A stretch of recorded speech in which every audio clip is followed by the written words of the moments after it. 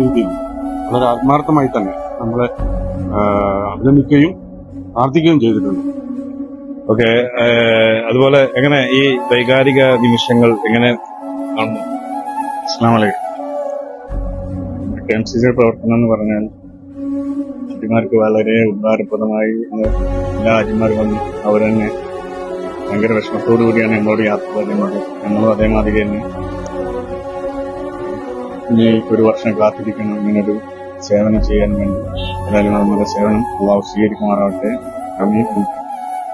അങ്ങനെ നമ്മുടെ ബസ് അവസാനത്തെ ഹാജി പോകാനുള്ള 185 ബിൽഡിങ്ങിലെ അവസാനത്തെ ഹാജിമാർ പോകാനുള്ള ബസ്സുകൾ ഇവിടെ എത്തിക്കഴിഞ്ഞിട്ടുണ്ട്. ഏകദേശം 3 ബസ്സുകളിലായിട്ടാണ് നമ്മളെ 140 ഹാജിമാരാണ് ഇന്ന് മദീനയിലേക്ക് തിരിക്കുന്നത്. ഓരോ ബസ്സിലും നമ്മുടെ 3 ബസ്സാണ്. നമ്മുടെ മക്ക KMCCയുടെ എല്ലാ പ്രവർത്തകരും ഇന്ന് ഇവിടെ തടിച്ചുകൂടി